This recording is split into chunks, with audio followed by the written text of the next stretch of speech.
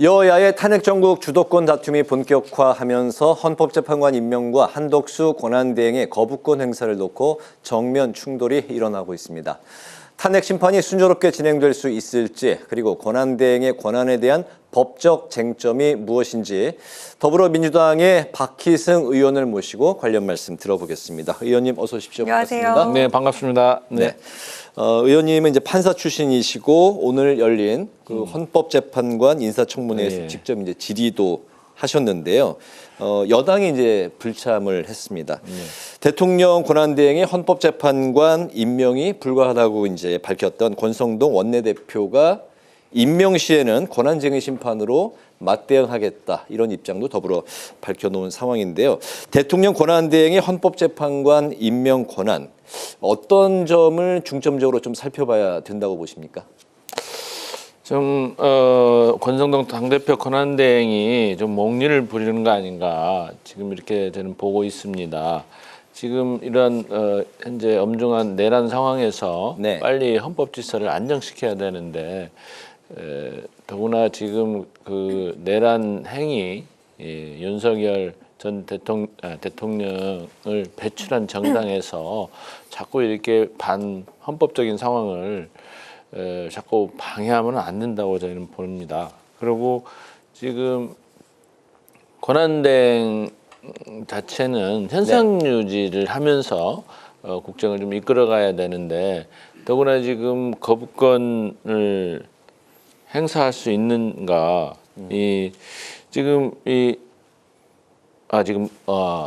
거부권이 아니라 지금 헌법재판관 임명 권한, 네네네.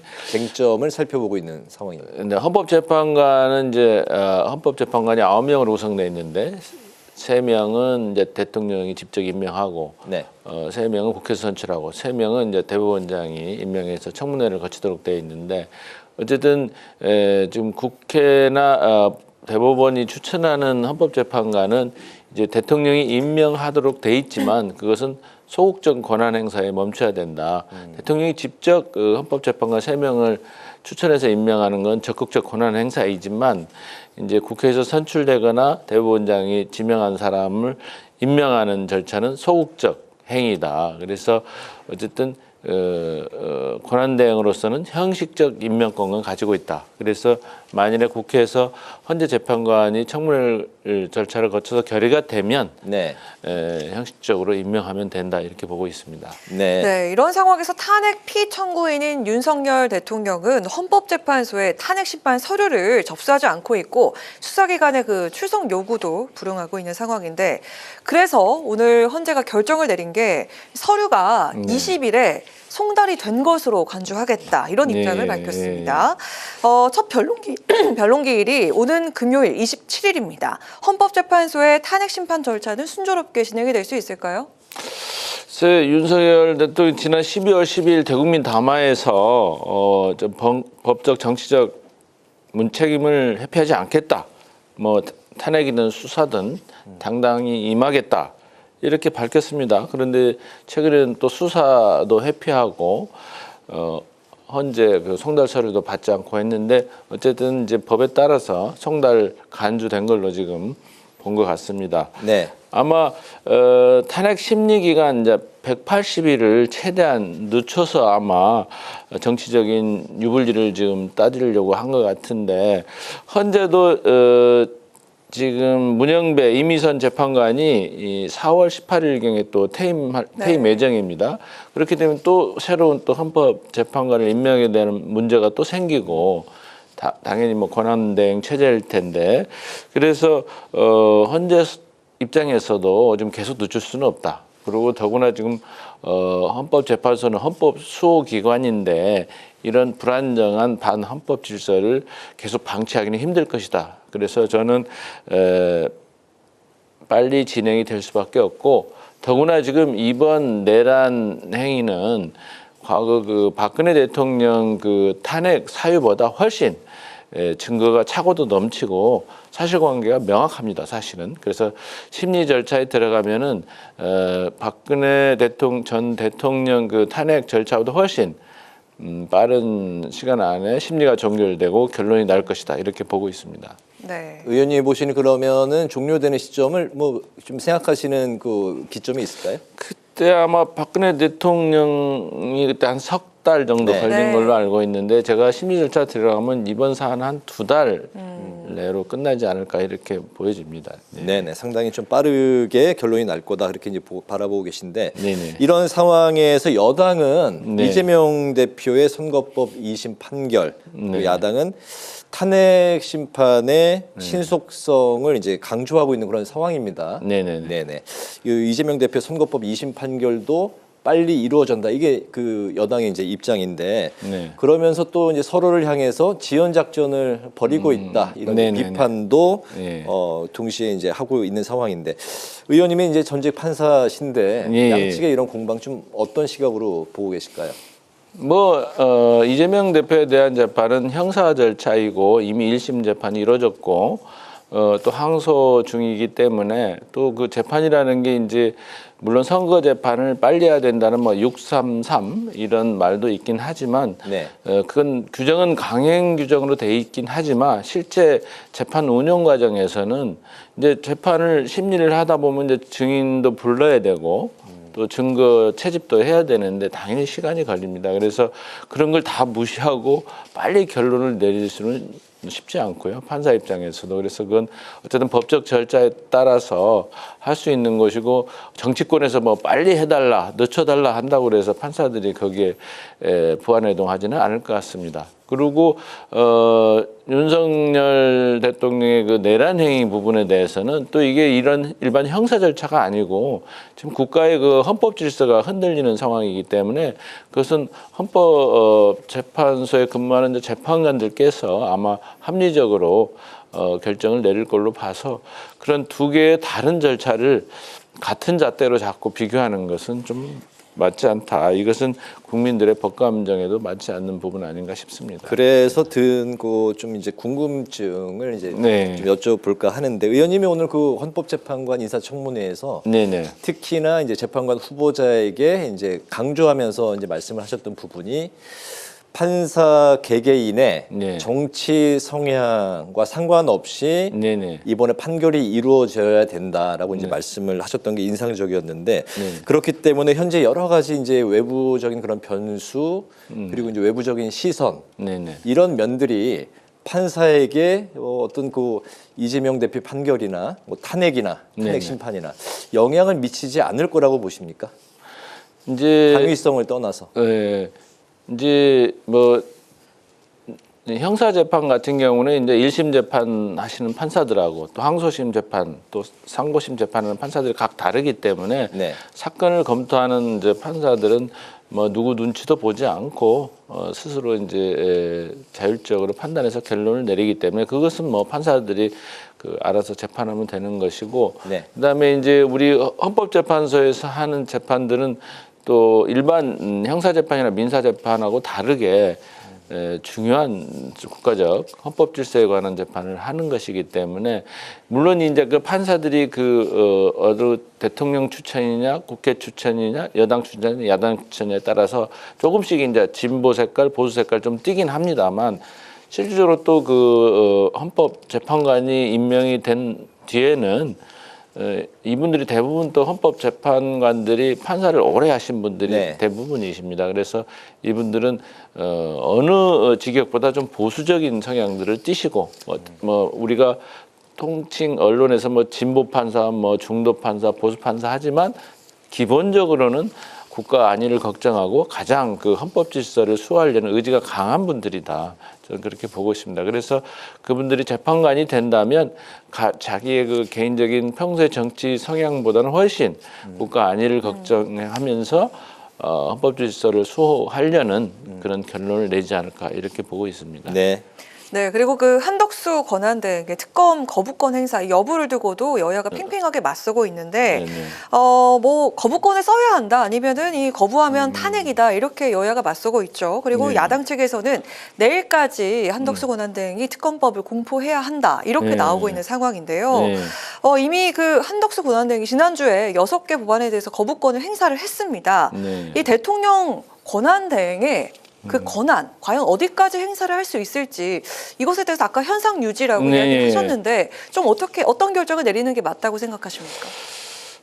권한 대행은 일반 그 우리가 이제 헌법적 상황이지만 민법 총칙에서도 원래 이제 대리는 항시 현상 유지에 멈추고 상황을 그런 어떤 급변하게 변동시키는 일은 이제 차기의 대행이 사라졌을 때 하는 걸 이제 기본적인 법 원칙이고요.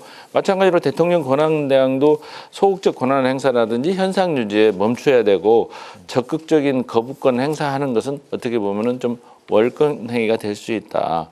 특히 지금 내란 특검법하고 김건희 특검법은 지금 윤석열 대통령하고도 직접적으로 관계가 있는 것이기 때문에 사실은 본인이 직접 이해 당사자일 수도 있어서 어떻게 보면은 거부권 행사 자체도 상권 분립에서 어떤 내재적 한계가 있는 것인데 윤석열 대통령이 거부권 행사할 자체도 근데 더구나 권한 대행이 거부권 행사한다는 것은 그보다 훨씬 더 한계를 벗어난 것이다 이렇게 보여집니다. 그리고 지금 윤석열 대통령 취임 이후로도 지금 거부권이 25번 정도 지금 특검법 포함해서 행사됐고 이것은 1987년 헌법 체제 이후로 지금 가장 많이 거부권을 지금 행사하고 있습니다. 근데 이 거부권이라는 건 사실은 학자들에 따라서 논란이 있긴 하지만 이게 이제 헌법 질서를 굉장히 해할 수 있는 이런 상황에서 거부권은 행사해야지 어떤 정책의 선후라든지 정책 방향이 좀 다르다고 그래서 국회에서 의결한 법안을 쉽게 거부권을 행사한다면 이것도 또한 어떻게 보면은 헌법의 그 내재적 한계를 좀 벗어난 것이다 이렇게 보고 있습니다. 네, 올 초까지만 해도 사실 이제 국회에서는 이제 대통령제에 대한 좀 개헌을 해야 하지 않냐 이런 목소리가 계속해서 높았는데 실제적인 좀 벽에 이제 좀 이렇게 막히다 보니까 아직까지 뚜렷한 결론을 내지 못하고 있는 상황인데 이재명 대표도 역시 이제 대선 공약으로 4년 중임제를 제안한 적이 있고 권성동 국민의힘 원내대표는 아예 그 대통령제를 바꿀 필요가 있다 이렇게 이제 언급까지 했습니다. 개헌에 대한 그 의원님의 그 입장은 어떻습니까? 이제 그 개헌에 대해서 정말 우리 헌법 체제가 지금 벌써 한 40년 가까이 좀 됐죠. 87년 헌법 이후로. 그래서 지금 헌법이 지금 현실하고 좀 안 맞는 부분이 있는 건 사실입니다. 그래서 뭐 4년 중임제, 뭐 의원내각제, 의원 집정부제 등등 지금 논의들이 많이 되어 왔는데 어쨌든 근데 그런 논의를 하는 상황이 좀 어느 정도 형성돼 가고 있는데 갑자기 지금 이런 비상계엄이 발령되는 바람에 그런 논의는 이제 많이 이제 수면 안으로 들어갔는데 또 지금 권성동 원내대표를 중심으로 국민의힘 측에서 개헌에 대한 논의를 자꾸 꺼내는데 지금은 사실은 이 반헌법적 상태, 지금 내란 행위라는 이걸 빨리 안정시키기 훨씬 더 우선 아닌가. 더구나 지금 내란 행위자를 배출한 정당에서 먼저 나서서 개헌을 하겠다. 이런 말씀을 먼저 꺼내는 것은 저희가 의심스럽다 이렇게 보이고 있습니다. 현재는 빨리 이 반헌법 상태를 빨리 안정시키는 게 훨씬 더 최우선이다. 그 뒤에 이제 개헌 논의를 한다면 그것은 서로 협력해서 충분히 할 수 있다 이렇게 보여집니다. 그리고 만약에 조기 대선이 치러진다면 이재명 대표에겐 이 선거법 2심 결과가 최대 변수가 될 텐데요. 자, 이런 상황을 토대로 의원님께서 직접 발의하신 두 건의 그 선거법 개정안이 주목을 많이 받고 있습니다. 좀 설명을 해주실까요? 제가 이제 우리 공직선거법의 허위사실 유포죄 그거 폐지 법안하고 그 다음에 이제 우리가 당선 무효형 하한이 지금 100만 원으로 돼 있는데 그게 좀 낮다. 그래서 이제 그래서 그걸 1000만 원으로 올리는 것으로 좀 두 개를 냈는데 그것은 뭐 공교롭게도 좀 이재명 대표 선거하고 맞물리다 보니까 좀 오해를 많이 샀는데 저는 이제 법원에 있을 때도 형사재판하면서 공직선거법 재판을 많이 했습니다. 그런데 사실은 판사들도 정말 산더미처럼 많이 쌓이는 민생 재판이 굉장히 많은데 저 정치권에서 벌어진 일을 판사들이 이렇게 많은 시간과 노력을 들여서 재판을 해야 되느냐 이런 의문이 늘 있었습니다. 그래서 저는 정치는 정치 영역에서 풀어야지 정치의 사법화는 저는 계속 반대하는 입장이었고 그래서 네. 제가 국회에 들어와서도 가장 그게 지금 많은 문제점이 있는 게 허위사실 유포죄다. 네. 예. 사실 공직선거법 위반 중에 한 40%에서 60%가 지금 허위사실 유포죄입니다. 근데 그것은 어떤 선거라는 결과가 나왔을 때 그 뭐 당선자도 있고 낙선자도 있는데 이런 사람들이 이제 서로 고소고발을 통해서 사건이 이제 시작이 되는데 판사도 사실은 이제 그 과거에 벌어진 일을 지금 법정에서 증언을 듣거나 증거를 확보해서 진실 게임을 하는 것인데 판사들도 굉장히 많은 힘이 드는 사건들입니다. 거기에 비해서 과연 국가적으로 얼마나 실익이 있는지 그 많은 사건을 처리하면서 그리고 판사들도 또 심리적인 부담도 많이 크고요. 네. 그래서 저는 이러한 사건들은 정치권에서 풀어야 되고 미국 같은 경우는 지금 명예훼손죄 자체 특히 우리 공직선거법 허위사실유포죄 같은 경우는 형사적으로 처벌하지를 않습니다. 그리고 이제 정심한 것은 민사적으로 해결하고 그 주에 따라서 두세 개 뭐 그런 처벌하는 규정인데 한 번도 기소된 적이 없습니다. 그 정도로 미국은 표현의 자유를 중시하고 그다음에 그런 것은 개인들이 아니면 그 언론을 통해서 해결해야지 그것을 형사재판으로 처벌하지 않습니다. 근데 우리는 지금 공직선거법에 이렇게 무겁게 처벌하는 규정이 있음에도 또 사실은 형법에도 지금 명예훼손죄 처벌 규정이 있습니다. 그리고 전기통신사업법에도 있고 그래서 그런 규정으로도 이미 처벌할 수 있는데 굳이 공직선거법에서 허위사실유포죄로 엄하게 처벌할 필요가 있는지 그리고 또 이게 자칫 이제 선거에 관여된 사람들이 상대방을 이제 더 이상 출마 못하게 옥죄는 수단으로 많이 활용하고 있습니다. 네네. 그래서 이게 득보다는 오히려 전체적으로 우리 실이 많은 처벌 조항이다. 저는 이렇게 봐서 국회에 들어오자마자 계속 법안 준비를 했고 이게 좀 시간이 오래 걸린 게 이제 입법조사처 갔다 오는 시간이 상당히 많이 걸렸습니다. 왜냐하면 벌금액을 1,000만 원으로 올리다 보니까 모든 조항이 다 관련돼 있었습니다. 그래서 그 입법조사 검토 시간이 오래 걸렸고 네, 그래서 다시 발의하는데 좀 시간이 오래 의원님의 걸렸는데 소신에 따라 마치 발의하신 이재명 대표 선거 연관해서 지금 이재명 대표 선거 연관해서 만들어진 방탄 법안인데 자꾸 그러는데 네, 좀 다르다는 말씀드립니다. 알겠습니다. 오비 일학이다라는 말씀이신 거죠? 알겠습니다. 네. 다음 질문으로 넘어가죠. 네. 네. 이 전국을 안정시켜야 하는 상황에서 국민들은 제1야당인 민주당이 수권 정당으로서의 그 면모를 지녔는지 이걸 평가할 텐데 국정안정협의체 물꼬가 트이긴 했지만 과연 순항을 할 수 있을까 우려하는 시각이 좀 존재하는데요. 민주당의 앞으로의 국정 운영 방안에 대해서 들어보도록 하겠습니다. 과연 여당과 협조를 할 수 있을 것인가 이게 궁금한 것 같거든요.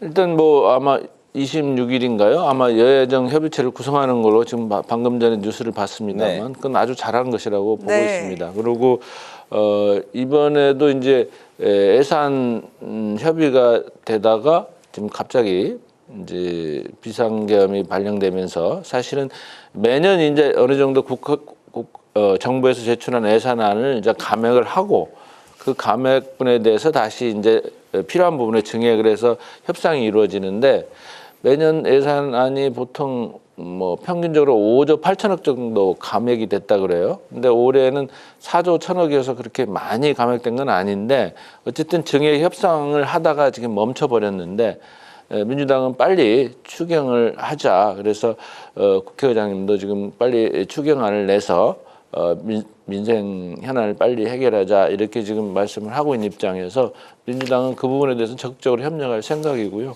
여야정 협의체에서 또한 좋은 협의안이 나올 걸로 기대하고 있고 특히 또 민주당 애결이 간사인 허영 의원 중심으로 지금 민생경제회복단도 만들어서 우리 시민들이 정말 힘들어하는 부분을 빨리 예산을 통해서 해결하려는 노력을 많이 기울이고 있습니다. 네, 22대 국회 출범 이후에 특히 이제 법조계 출신 의원분들의 이제 활약이 많이 눈에 띄는 것 같습니다. 이제 의원님을 포함해서요. 의원님 지역구인 남원, 장수, 임실, 순창에 대한 그 현재 가장 시급한 뭐 지역 현안이 있다면 어떤 게 있는지 포함해서 오늘 마지막 의원님이 하시고 싶은 말씀 들어보도록 하겠습니다. 세 번째 도전만에 네. 국회 입성을 하신 거라고 들었습니다. 네네네. 네.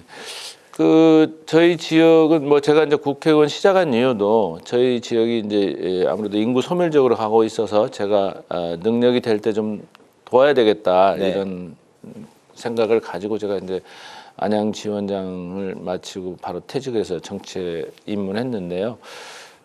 저희 지역은 지금 뭐 지역이 다 어느 지역이나 다 마찬가지지만 인구 소멸적으로 가고 있고 더구나 좀 저희 지역에 있던 서남대가 2018년에 폐교가 됐어요. 네. 그래서 거기 이제 폐교가 되면서 그 의대가 있었는데 의대 티오를 가지고 49명 공공의대를 만들자 해서 지난 정부에서도 많은 현 정부와 협의가 됐는데 또 그때 야당인 이제 국민의힘의 반대로 법안 통과가 아직까지 안 되었습니다. 네. 그래서 제가 그걸 좀 이루려고 보건복지위원회를 법사위가 아니고 지망해서 갔고요.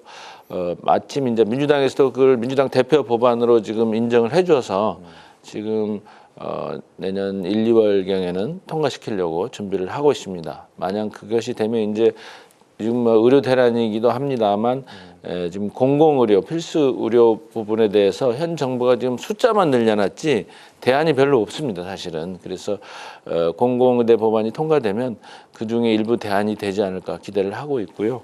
그다음에 저희 지역이 이제 아무래도 뭐 산업 유치는 쉽지가 않습니다, 사실은. 네. 인구도 부족하고 여러 가지 또 물류 비용도 많이 들고 그래서 공공기관 유치를 위해서 좀 많이 힘쓰고 있고요. 제2혁신도시 지정을 좀 요구하는 법안도 발의를 했고 그다음에 최근에 이제 제2중앙경찰학교가 지금 47개 지자체 중에 지금 3군데로 압축이 됐어요. 남원시하고 이제 아산시하고 예산시하고. 근데 아무래도 지금 1경찰학교가 지금 충주에 있는 관계로 또 경상도, 전라도 중간에 있는 남원시가 어떻게 보면 좀 상당히 최적지로 좀 떠오르고 있습니다. 그래서 반드시 관찰을 시켜서 좀 그 지역 활성화에 기여하려고 하고 있습니다. 그리고 또 지금 남원에 이제 KTX가 오고 있습니다만 전라선이 지금 익산으로부터 지금 들어오고 있는데 그게 지금 아직은 고속 노선이 아니고 일반 철로를 지금 KTX가 오고 있습니다. 그래서 시간이 좀 많이 걸리는데 저는 지금 대전역에서 바로 내륙으로 해서 내려오는 무주 장수를 거쳐서 내려오는 지금 KTX 노선에 대해서 지금 뭐 저희들이 지금 용역도 발표하고 있고 지금 국토위 쪽에서 그 부분에 대해서 지금 많은 관심을 갖고 추진하고 있습니다. 네, 공공의대 설립과 2기 경찰학교 설립 네. 그리고 이제 지역 KTX 네. 노선까지 굵직굵직한 사업들을 현안으로 말씀을 하셨습니다. 오늘 파워 인터뷰는 탄핵 정국의 여야 충돌 사안과 국정 안정 방안에 대해서 더불어민주당 박희승 의원을 모시고 말씀 들었습니다. 오늘 말씀 잘 들었습니다. 네네 감사합니다. 아이고 막 준비 없이 막 진행하느라고 저도 지금 정신이 없네요. 네, 고맙습니다. 감사합니다. 네.